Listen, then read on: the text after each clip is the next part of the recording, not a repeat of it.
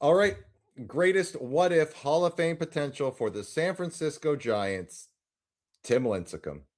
110 and 89 win loss record, 3.74 career ERA, 1,736 Ks and 1,682 innings, 1.2 career whip, 19.5 career WAR, two Cy Youngs, four-time All-Stars, three no three World Series, two no-hitters, at least 32 starts from '08 to 14, and then 2015 was the start of the injuries, labrum and hip, and no wonder he had labrum and hip injuries with his delivery. But when this dude came up and was dealing like he was, there was no doubt that he was on the track for the Hall. Yeah, Lincecum's tough because it was really just 2 seasons. He wins. He comes up as a rookie and has a good start. Then goes wins back-to-back Cy Young awards. Then has 2 okay seasons, and then was garbage after that, and then gone. Mhm. It was such a small window of time you got to see him at his peak. It was really, I mean, call it a 4-year stretch. Actually like full time Tim Lincecum, and then after that, he was either a shell of himself or hurt. Yeah, But I mean, my goodness, was he good? yeah, and I get the part of like not changing a pitcher's delivery because that's what got him to the show, Yep. right? The way Lincecum pitched got him to the big league. So I get not messing with it, but man, oh man, you can't tell me the way he pitched and you were looking at him that you're like, dude, you're going to have some issues here real quick if we don't try to fix something here. And that's what it is. All the stress on the hip and the labrum, done. And you don't come back from a torn labrum. It's, you're not the same. I'm sorry, you're not. Yep. Well, Um, and what's sad too is he's got the 3 World Series rings, but only one of them did he really contribute to. That was in 2010. yeah. 2012, he was terrible. He was 10 and 15 with a 5 plus ERA. 2014, he was 12 and 9 with a 4.74, missed a chunk of the year. Um, again, like not not stellar. So, His stuff was just so obscene, and honestly, like a lot of it was that windup. Like where the hell was the ball coming from? right. So, if he has a full career, Harrison, what are your thoughts on that? Does he make it?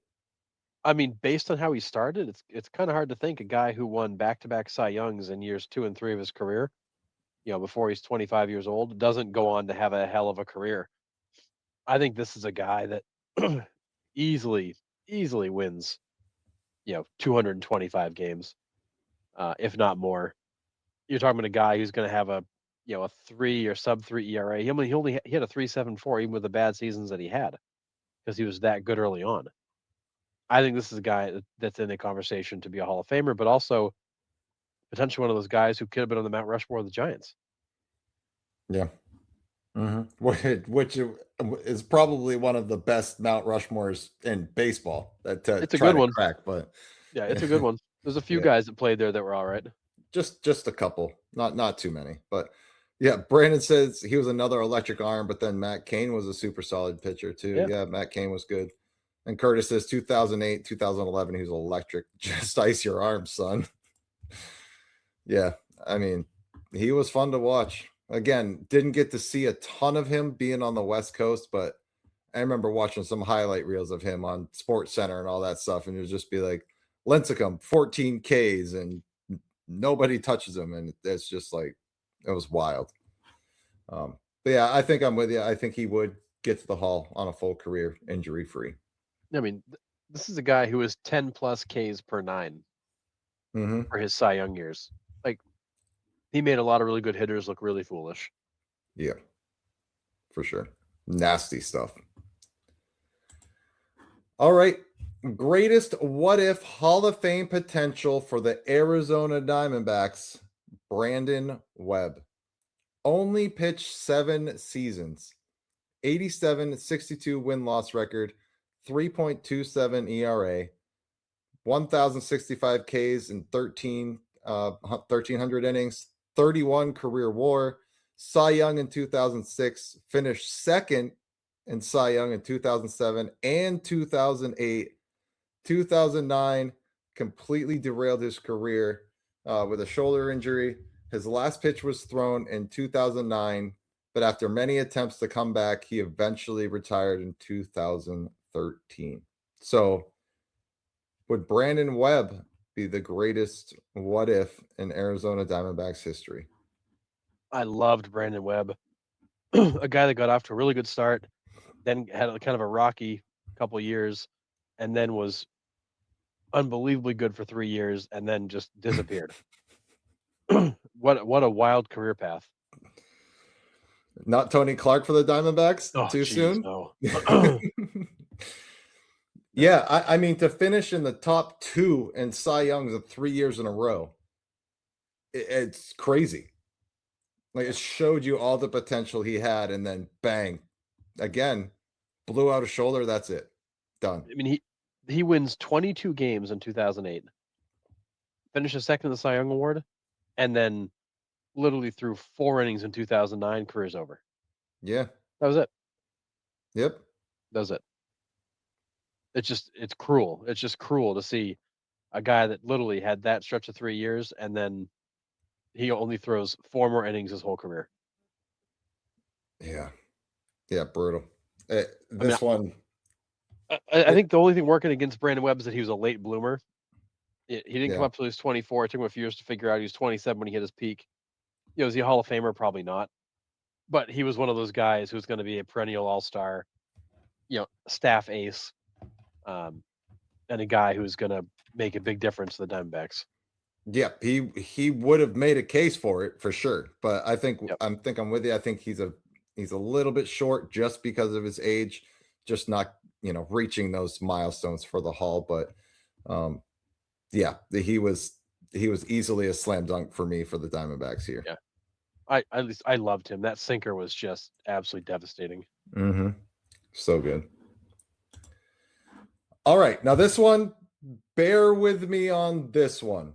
I didn't want to go way back in the archives because history's not really my thing, but greatest what if, maybe not Hall of Fame potential, but could have been Hall of Fame potential for the Dodgers, Walker Bueller.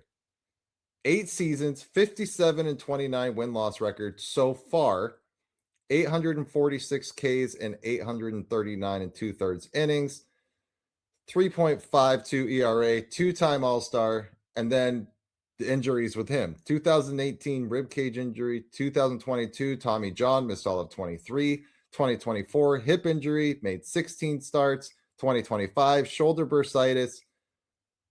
Are we looking at Walker Bueller much differently if he doesn't get hurt early in his career? Yeah, I mean, if Bueller doesn't have all the injuries, I think he is one of those guys who is an ace of somebody's staff. Probably still at the Dodgers, but he's an ace of a staff somewhere, a perennial all-star, a guy who's in the top 10 in Cy Young voting pretty much every season, um, and wins a lot of games.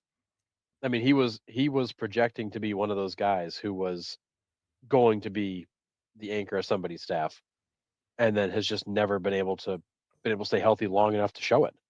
I mean, this in 2021, he was 16-4 with a Yeah. 2.47 ERA. Yeah. I'm Crazy. like when he came up the first 2 or 3 years, he was unreal. No one could touch him, no one could figure him out. And he was on track to be one of the most dominant pitchers in the game. And then after that first injury, like, forget it. We lost some velocity. We couldn't get back. We were out. We missed huge chunks of time.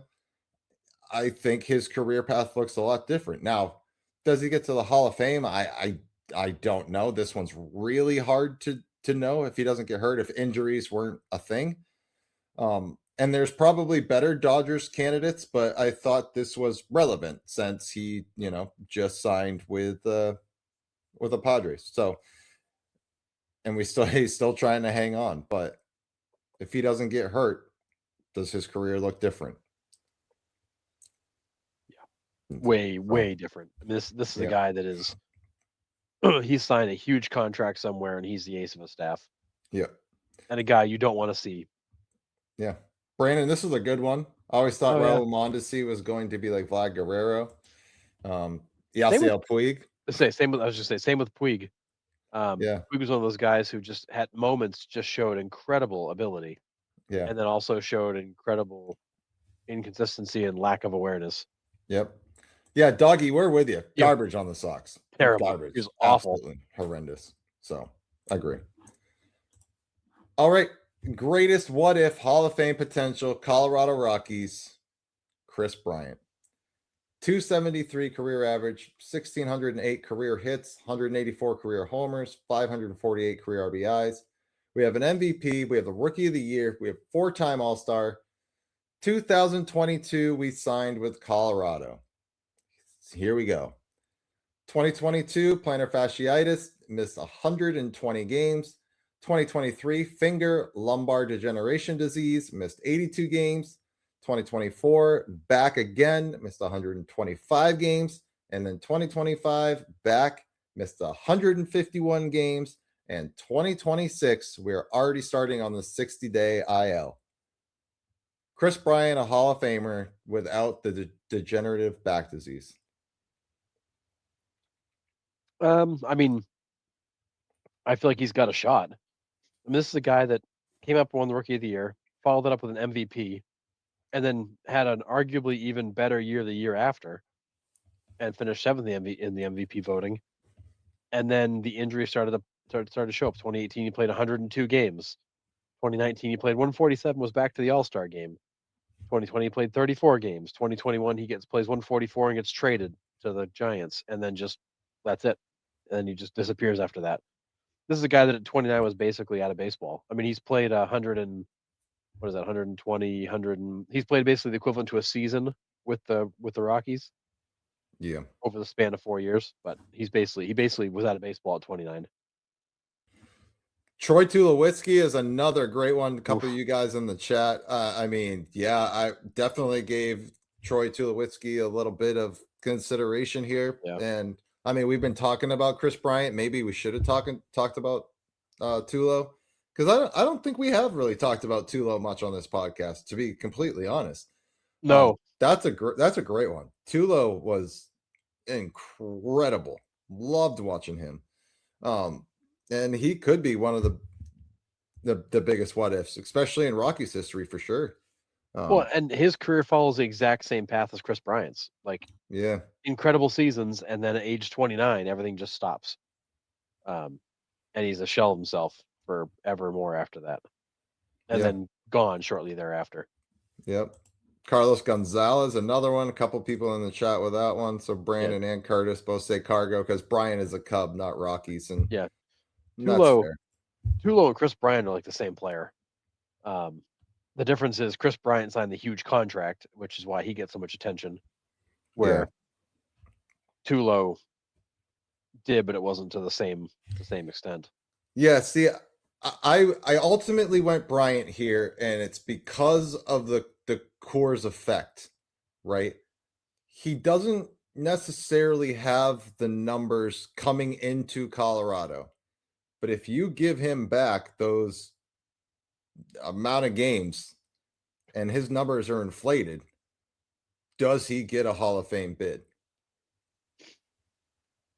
I mean, he could very well have made a run at it. And I think the other part of it too is that it's the greatest what if for the Rockies in the sense like this is the guy that was going to come and change this organization. Yes. And now you've been saddled with this big contract for a guy that can't get on the field. And honestly, this is not like a Rendon situation where it's like I don't even want to play. Like Chris Bryant wants to play. He's doing everything he can to play. He just can't. Right. He's not Yeah. trying to hide. He's not trying to not play. He just can't do it. Yeah. John Temple says it right here. This is Yeah, tough to see. Guy wants to play and can't. Body says no. And yeah, I agree. it sucks because he wants to be out there and he's trying everything he can to get out there. He just can't do it. Yeah. Yeah. Could say the same thing if any Rockies pitcher didn't pitch in Colorado. And that's, I mean, fair. Wait, is Arenado a shoo-in for the Hall? I think so. I think he is. I Was it mean, six straight seasons of 30 and 100, 10 gold gloves? I think Arenado's a shoo-in. I And don't. a guy who's sitting at 350 career home runs. I mean, I feel like Yeah, yeah, Arenado's got 1,184 RBIs, 353 home runs, 10 Gold Gloves, 6 Platinum Gloves, 5 Silver Sluggers, 8 All Stars. yeah. I think he's a slam Yeah, dunk. I think it'd be really hard. What was this? One, two, three, four, five. He was in the top 10 MVP voting 6 of 8 years. I mean, he was like elite of elite. I think Arenado is he a shoe in? No, but is he going to make the Hall of Fame? I would say most likely yes. See, I disagree with you. I think he's an absolute shoo-in. The best defender I've seen in my lifetime, and for a significant stretch of time at third base. Now, I've seen some other great defenders, don't get me wrong. I'm saying at third base in my lifetime, I haven't seen anybody better than Nolan Arenado. And for that Yeah, amount of time, like I said. And I to don't top it believe off with 350 to possibly 400 if he's done, there's no doubt. First ballot, he's in. I don't believe anybody's a shoe in with this Hall of Fame committee anymore. That's fair. I honestly That don't. I mean, that's he, fair. his not. I mean, you got Omar Vizquel still out there with what 12 Gold Gloves and way more But hits. You've got he's got off the field stuff. That's the thing he with him. does. It took Andrew Jones how many tries to get in? Like I don't. To me, there's Well, no shoe ins anymore. that's It's fair. I don't believe anything. That's fair. Yeah. Okay. Fair enough. But he should. Lil Yeah. Arenado should absolutely be in the Hall of Fame. Yeah. All right. And the last one I got, you guys are going to love this one. Fernando Tatis Jr., greatest what if Hall of Fame potential. 277 career average, 720 career hits, 152 career home runs, only 393 RBIs, which I thought was low, but 27.2 career WAR. 2022 motorcycle accident broke his wrist, which then led to PED suspension. Does Fernando Tatis Jr. still have a chance at the Hall of Fame? I'm going to say yes because they're going to view the PEDs as related to his rehab as he was trying to get his body back in shape. And they're going to say he was tested when he was playing and he never popped a positive test. So this has to be related to the injury. And he got punished for it too. So therefore like it's like it didn't happen. That just seems to be the way they work. So I'm going to say he still has a chance. They're not going to hold that against him.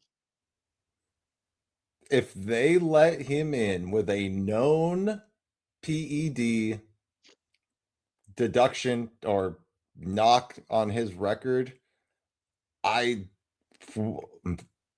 man, what a shitstorm that will cause. It will be awesome. I mean, I'm with you. I'm here for it. I don't think he does. Now, if somehow in some crazy stretch that they start letting in PED guys before he retires and is eligible for the Hall, then maybe. But I don't think he's going to end up with the numbers to get there to begin with. Um, Well, so I yes. I don't think he quite gets in there. I just thought this would be an interesting topic to bring up because of the PED suspension and the aura that is Fernando Tatis Jr. and just to get people's thoughts on if he does put up a Hall of Fame career, does he get in? Does he still have a chance? Yeah, I think they're not going to hold that PED suspension against them because they can't connect it to playing to actual like time on the field. And I think we're beyond that now. Like it's okay. Like you got punished, so therefore you served your time. It's fine that you did it. Yeah.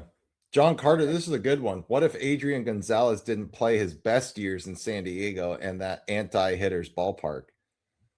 Ooh, That that's a great one. Gonzalez it is. he was good. Very good. Yep. Brandon says he is the epitome of the Padres, all the potential, but hasn't lived up to the hype. Um, he's in the hall of being a dumbass riding motorcycles and getting I mean, messed up in the suspension. Yeah. he is for sure.